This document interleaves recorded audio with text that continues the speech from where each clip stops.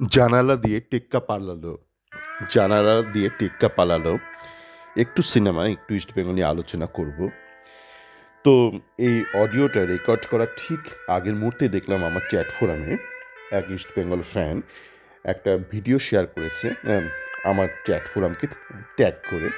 তো সেখানে দেখলাম কোন এক ব্যক্তি, খুব সম্ভবত সে সুপার জায়েন্টের ফ্যান, সে ইস্ট বেঙ্গলের 2-3 জন বোধহয় ছিল, ইস্ট বেঙ্গলের পতাকা পোড়াচ্ছে। তো এই বিষয়ে একটাই কথা বলবো যে ওরা তো পতাকা পোড়ালো, আপনারা তো ক্লাবটাকে পোড়ালেন। আপনারা ইস্ট বেঙ্গল ফ্যানরা আপনারা ক্লাবের দেহটাকে পোড়াচ্ছেন, ওরা ক্লাবের পতাকা পোড়াচ্ছে। এই যেমন কিছুদিন আগেই দেখেছিলাম আমাদের পাশের দেশে কোনো ব্যক্তি বোধহয় ভারতের পতাকার ওপর পা মারিয়ে যাচ্ছে। তো সেই নিয়ে চারিদিকে হুলস্থুলু কাণ্ড। কিন্তু আমাদের ভারতবর্ষের মানুষজন তারা নিজেরাই যে ভারতবর্ষের ওপর পা মারাচ্ছেন সেটা নিয়ে কারো কোনো মাথা ব্যথা নেই। কোথায় কোন লুম্পেন, কোন লম্পট দেশের পতাকার ওপর পা মারাচ্ছে সেটা নিয়ে খুব চিন্তা। কিন্তু আপনি যে আপনার নিজের দেশটার ওপর পা মারাচ্ছেন সেটা নিয়ে কারো কোনো চিন্তা নেই। যাকে আমরা এবার একটু ইস্ট বেঙ্গলে আরও ভালো করে আসা যাক। তো গতকালের এই অসহ্য ম্যাচ খেলার পর আমি ভাবলাম একটু অন্য কিছু করা যাক, কেন এটা তো আমার হাতে নয়, আমি একটা ফ্যান, আর কী করতে পারি, রেগে মেগে বড় জোর গালমন্দ করতে পারি, তাই তো? তার চেয়ে বেটার কিছু যদি একটুখানি অন্য কিছু করা যাক। তো আমি একটা টেক্কা বলে একটা সিনেমা দেখলাম, যেটা নিয়ে খুব হইচই হয়েছিল এক সময়। ওই হইচইতেই দেখলাম আমি টেক্কা সিনেমাটা। তো কিছুদিন আগে আমি তো ভারতে গিয়েছিলাম ভ্রমণে, তারও 1 মাস আগে আরও একবার গিয়েছিলাম ঝটিকা সফরে একটা ব্যক্তিগত কারণে। তো তখন আমি নজরুল মঞ্চে গিয়েছিলাম টেক্কা দেখতে। নজরুল মঞ্চ না নজরুল কি যেন, ওইটা সেক্টর 5-এ যেটা প্রথমবার গিয়েছিলাম। তো হলে ঢুকতে যাব, ওই টিকিট কাটতে যাব টিকিট কাউন্টারে, তো বলে যে আজকে শো বাতিল। আমি বললাম কেন বাতিল? বলছে টেক্কা দেখার মতো না লোক নেই। তো সেই সফরে আমি বহুরূপীও দেখেছিলাম। বহুরূপী খুব একটা খারাপ লাগেনি। আমি বহুরূপী নিয়ে একটা আলাদা একটা অডিও করেছিলাম যখন বহুরূপী দেখেছিলাম। তো টেক্কা নিয়ে আলোচনা, ইস্ট বেঙ্গল নিয়ে আলোচনা করতে থাকবো, কেননা আপনারা বুঝতে পারবেন যে ইস্ট বেঙ্গল বা বাংলা সিনেমা বা বাংলা মানুষের মধ্যে যে একটা সামগ্রিক অধঃপতন ঘটেছে, মেধা বুদ্ধি যুক্তি যে হাঁটুতে এসে পৌঁছেছে, সেটা একটু বোঝানোর চেষ্টা করব। তো গতকালের ম্যাচের পর কেউ একটা বিষয় নিয়ে এক ফোঁটা বিন্দুমাত্র আলোচনা করলো না, যেটা ম্যাচের আগের দিন অবধি খুব জোরদার আলোচনা হচ্ছিল, যে জানালা দিয়ে নাকি স্পাইং হচ্ছে, চরবৃত্তি ঘটছে। ওই সল্টলেক স্টেডিয়ামে যে প্র্যাকটিস গ্রাউন্ড, তার সংলগ্ন যে হোটেল আছে হায়াত, সেখান থেকে নাকি 7তলা থেকে নাকি সুপার জায়েন্ট জানলা খুলে দেখছিল ইস্টবেঙ্গল কী প্র্যাকটিস করছে। তো ইদানিংকালে আমরা দেখেছি বিভিন্ন আন্দোলন হয়েছে, আরজি কর, তার পক্ষে বিপক্ষে, এবং বিভিন্ন আন্দোলনের পরিপ্রেক্ষিতে আমার যেটা মনে হয়েছে সামগ্রিকভাবে বাঙালির যুক্তিবোধ খুব খাটো, হাঁটুর নিচেও পৌঁছে গিয়েছে। প্রথমত 7তলায় ওই ফ্লোরে আদৌ মোহনবাগানের কেউ থাকে কি না সেটা নিয়ে কিন্তু আমি কোনো সাংবাদিককে খোঁজ নিতে দেখলাম না। এমন তো না যে পুরো ওই হোটেলটা ভাড়া নিয়ে নিয়েছে মোহনবাগান।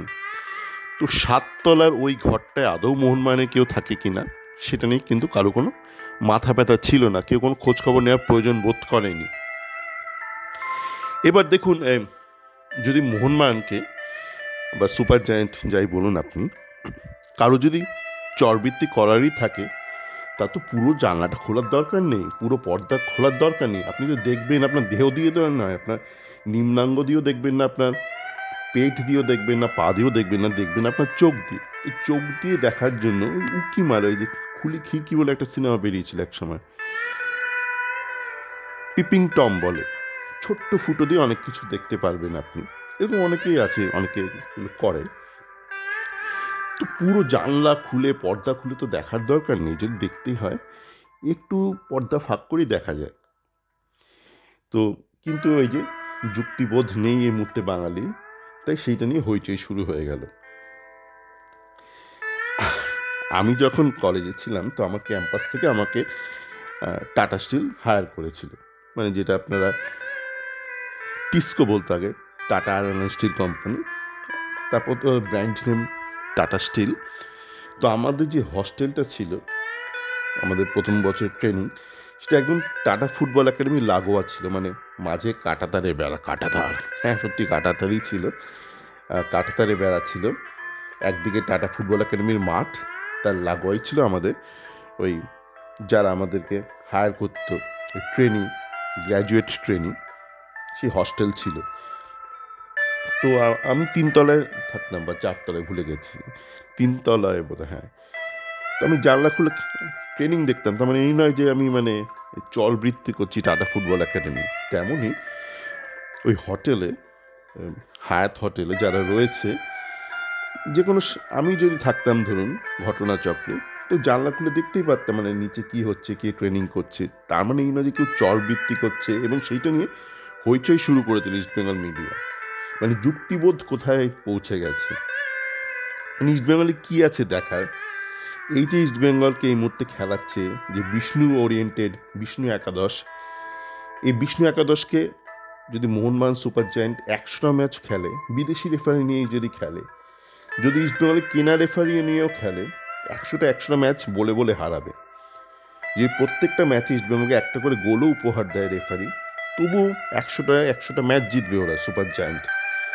এই মুহূর্তে মানে কোচ অস্কার ব্রুজো আর এই ইস্ট বেঙ্গল ফ্যান মদতপুষ্ট যেই বিষ্ণু একাদশ খেলছে, তারা বলে বলে হারবে। আবার অনেকে বলছে কালকে বিষ্ণু ছাড়া খেললো কে?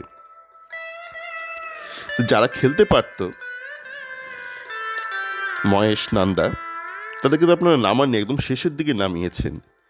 এবং সেইটা নিয়ে আবার প্রশ্ন করা হয়েছিল, আমি দেখলাম নিতুকে একজন প্রশ্ন করেছে, ওটা রেস স্পোর্টসের কেউ, যে শেষ 10 মিনিট যে 10 জনে চেপে ধরলো, তো সেই নিয়ে আপনার মতামত কি? তো নিতু ওই তোরাই বল কি মতামত। তো শেষ 10 মিনিট কি ফারাকটা ছিল? একটাই ফারাক ছিল, শেষ 10 মিনিট মহেশ নন্দা একসাথে অপারেট করেছে, তার আগে গোটা ম্যাচ জুড়ে তো বিষ্ণু ছিল। এবং আমি যেটা বলেছি, মূর্খ ইস্টবেঙ্গল ফ্যানদের এখন একমাত্র একটাই প্রাপ্তি, যে কোনো ইস্টবেঙ্গল ম্যাচ থেকে, ম্যাচ ইস্টবেঙ্গল হেরে যাক, মায়ের ভোগে যাক, বিষ্ণু যেন একটা ড্রিবল করতে পারে। এবারে তারাও খুব স্ট্যাটিস্টিক্যালি মানে ইনফ্লুয়েন্সড, স্ট্যাটিস্টিক্স মানে ওই ফ্যান্টাসি গেমসের স্ট্যাটিস্টিক্স কোর্সটা এরা খুব দেখে, হিট ম্যাপ দেখে, হেরে যাচ্ছে ম্যাচের পর ম্যাচ, হেরে যাচ্ছে, তবু হিট ম্যাপ আক্রান্ত। তো তাদের স্ট্যাটিস্টিক্সের ভিত্তিতেই তাদের বলি, আমি যেটা বলেছিলাম, গোটা ম্যাচে বিষ্ণু হয়তো বড়জোর একটা ড্রিবল করবে বা একটা নাটমেগ, তো বারংবার নাটমেগের প্রচেষ্টা করেও নাটমেগটা করে উঠতে পারেনি। ড্রিবল একটা অবশ্যই করেছে, আমি মেনে নিচ্ছি। এবং সেই সুবাদে আশা করি গতকাল আপনারা জোড়া ইলিশ খেয়েছেন, না খেয়ে থাকলে আজকে রোববার অবশ্যই খাবেন জোড়া ইলিশ। আর টেক্কায় আসে যাক,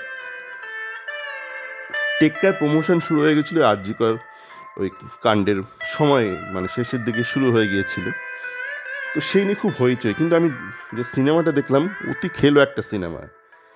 এবার যখন ভারত থেকে ফিরছি, আমার ফ্লাইটে আমার পাশেই শাহানা বাছুরি বসছিল, তো শাহানার সাথে বিভিন্ন বিষয় নিয়ে বলেছিলাম, আমি কথা হচ্ছিল, শাহানার আবার পরিচিত সৃজিত, তো আমি বলছিলাম যে এই সৃজিত বা এরা যারা বাংলা সিনেমার স্ক্রিপ্ট লেখায় বা লেখে বা কাউকে দিয়ে লেখায়, এরা কোনো লজিক্যাল স্যানিটি চেক করে না, সিনেমাটার আদৌ লজিক্যালি সেন কিনা। তো টেকে আমি দেখলাম মানে শুরু থেকে শেষ অবধি মানে বসে বসে দেখা যায় না, এত জঘন্য। নেহাত ঘরে বসে দেখছিলাম হইচইতে, তাই অতটা গায়ে লাগেনি। মাঝে মধ্যে দেখছিলাম ইস্টবেঙ্গল ফ্যানরা কে গালমন্দ করছে কাকে, তার সাথে সাথে একটু টেক্কাও দেখছিলাম, মানে টানা দেখা যায় না, এতটাই বাজে সিনেমা। আর মানে সিনেমার আবার যখন মানে সিনেমাটা নিয়ে প্রমোশন শুরু হয়েছে, অনেকে বলছে আপনার আর্যিকর কাণ্ডটা ব্যবহার করলেন, কিন্তু তখন এরা বলছে না এই কি সেই কি, ওই কি সেই কি, এরকম বলে যাচ্ছে। সৃজিতা বলছে এর টুইস্ট আছে, কিন্তু শেষে একটা টুইস্ট আছে। ওদিকে আবার স্বস্তিকা মেয়েটা বলছে একটু তো মানে সৃজিত এই কত কি মানে প্রমোশন মানে এই সিনেমা এই লজিক, মানে গল্পটার শেষে একটা টুইস্ট আছে, সেটা ভীষণ খেলো একটা টুইস্ট। আর সেক্টর 5-এ মানে দেখাচ্ছে একটা আইটি অফিসে মানে একটা কিডন্যাপিং হয়েছে। সেখানে কোনো রকম মানে টিপিক্যাল মানে যে আইটি অফিসগুলো হয় ইন্ডিয়া, ল্যাপটপে সবগুলোতে ইউএসবি ডিসেবল থাকে, এই অ্যাক্সেস সেই অ্যাক্সেস সব আটকানো থাকে। তো সেখানে দেখাচ্ছে মানে দেব ঢুকে গেছে। ওর যদিও অ্যাক্সেস কার্ড কিনে নেওয়া হয়েছে, ও সেখানকার ক্লিনার ছিল, ঢুকে গেছে দেব, সেখানের ভেতরে ঢুকে গেছে। কলকাতার রাস্তার মাঝখান দিয়ে একটা মেয়েকে কাঁধে চাপিয়ে দৌড়ে যাচ্ছে, মানে একটা স্ক্রিপ্টেড একটা কিডন্যাপিং শেষে বোঝা যায়। কিন্তু মানে কলকাতার রাস্তা দিয়ে কাঁধে নিয়ে কে কাকে নিয়ে এইভাবে দৌড়ে যায়, তো যখন তখন কেউ হোঁচট খেয়ে পড়বে, পুরো স্ক্রিপ্ট তো বানচাল হয়ে যাবে। এরকম মানে প্রচুর মানে অসঙ্গতি রয়েছে, প্রচুর খেলো ব্যাপার রয়েছে। সবচেয়ে বড় ব্যাপার একটা খেলো ব্যাপার রয়েছে। দেখুন, কমার্শিয়াল সিনেমা আমি খুব সমর্থন করি, মানে একটু জাঁকজমকপূর্ণ একটা সিনেমা হবে, কিন্তু জাঁকজমক সিনেমা মানে তো এমন নয় যে আপনি মাথাটাকে ব্যাক পকেটে রেখে দিলেন বা মাথাটাকে আপনি আন্ডারওয়্যারের মধ্যে রেখে দিলেন। একটু তো যুক্তি থাকবে, একটু বুদ্ধিমত্তার পরিচয় তো থাকবে। সেসব কিচ্ছু নেই। আমি কিছু নয় খাদান দেখেছিলাম, এখন বোধহয় খাদান হই হই করে চলছে। একই ব্যাপার, খাদানও বিন্দুমাত্র বুদ্ধিমত্তার পরিচয় নেই। কমার্শিয়াল সিনেমা অবশ্যই বানান, কিন্তু একটু তার মধ্যে একটু বুদ্ধি, যুক্তি, মজা, একটু উন্নত মানের যুক্তি থাকবে, তবে কিন্তু সেটা সাস্টেনেবল। নয়তো এই যে এখন দেখছেন না ইস্টবেঙ্গল ফ্যানদের অবস্থা, যুক্তি কোনো ধারের কাছে এরা কেউ নেই। এরা বিষ্ণুপ্রেমে এতটাই মত্ত যে বিষ্ণু যে একের পর এক আটকে যাচ্ছে ড্রিবল করতে গিয়ে, এখন ড্রিবলিংটা আটকে যাচ্ছে বলে বিষ্ণু এখন কি করে, ছ্যাট করে একটা পাস দিয়ে দেয়, একটা স্কোয়ার পাস বা একটা ব্যাক পাস দিয়ে দেয়, এই করছে। আর যদি বা কোনোভাবে গোটা ম্যাচে একটা ড্রিবল করতে পারে বা একটা নাটমেক, এখন তো নাটমেক কোম্পানিতে মানে লগ আউট করে দেওয়া হয়েছে, এখন যদিও বা একটা ড্রিবল করতে পারে, তবে একটা খুব বাজে একটা পাস দেয়। কালকেও দেখবেন জিও স্পোর্টসে দেখতে পারবেন পুরো ম্যাচটা। তো এখন মানে অস্কার নিয়ে এখন চতুর্দিকে আলোচনা হচ্ছে। তো আমার মনে হয় না অস্কারকে দিয়ে চলবে, কারণ আমি যেটা আমার আগের অডিওতে বললাম যে এএফসি অবধি ও সততার সাথে কাজ করছিল, মানে কোচ হিসেবে সততা দেখতে পাচ্ছিলাম। তারপর থেকে আর সেটা দেখা যাচ্ছে না।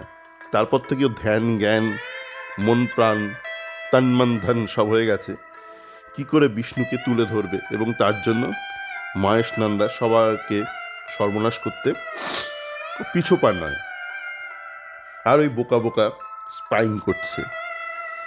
কি স্পাইং করার আছে, মানে কি স্পাইংটা করা হবে?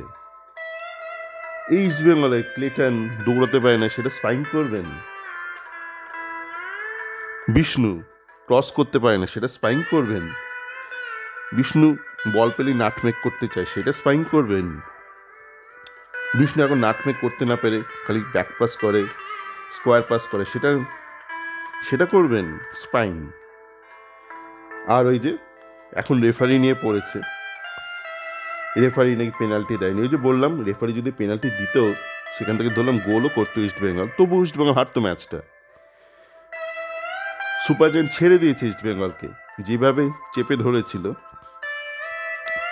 গা লাগিয়ে খেলেনি ওরা। সেই অর্থে আপনি 1 গোল দিতেন, ওরা 3 গোল পুড়ে দিত পাল্টা। সুতরাং এইটা নিয়ে অত বেশি দেখবেন না, নিজের কোথায় সমস্যাটা সেটা আগে দেখুন। ক্লাবের পতাকা পোড়াচ্ছে কোন ছাগল, সেটা নিয়ে ব্যস্ত। কিন্তু আপনারা যে ক্লাবের দেহটাকে পোড়াচ্ছেন, ক্লাবের ইহকাল পরকালকে পোড়াচ্ছেন, সেটা নিয়ে কেউ ব্যস্ত নয়। আপনাদের একটাই ব্যস্ততা, কি করে বিষ্ণুকে তুলে ধরবেন। বিষ্ণু তো খেলছে, তো খেলে কি করছে?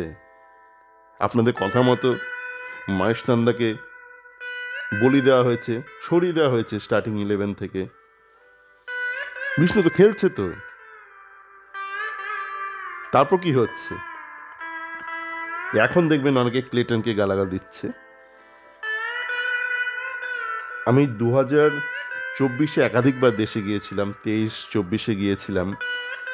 তো 24-এ আমি যখন এপ্রিল মাস বোধহয়, তখন ওই বার পুজো হচ্ছে, আমি বার পুজোর সময় একটা ছোট্ট একটা ভিডিও তুলেছিলাম। সেখানে আমি খোলাখুলি বলেছিলাম ইস্টবেঙ্গল ফ্যানদের মূর্খামির কথা। তারা ক্লেটন করছে, আমি বলেছিলাম এই ক্লেটন সর্বনাশ ডেকে আনবে, কিচ্ছু পারফর্ম করতে পারবে না, দেখে নেবেন রয়েছে। এমন নয় যে ভয়েস ওভার করেছি, ভিডিও তুলতে বলেছিলাম। তারাই এখন ক্লেটনকে গালমন্দ করছে। আরে বাবা, সততা ছাড়া জীবনে কিছু করা যায় না। এই যে অস্কার ব্রুজো জন্মেছে স্পেনে কোনো চাকরি পায়নি।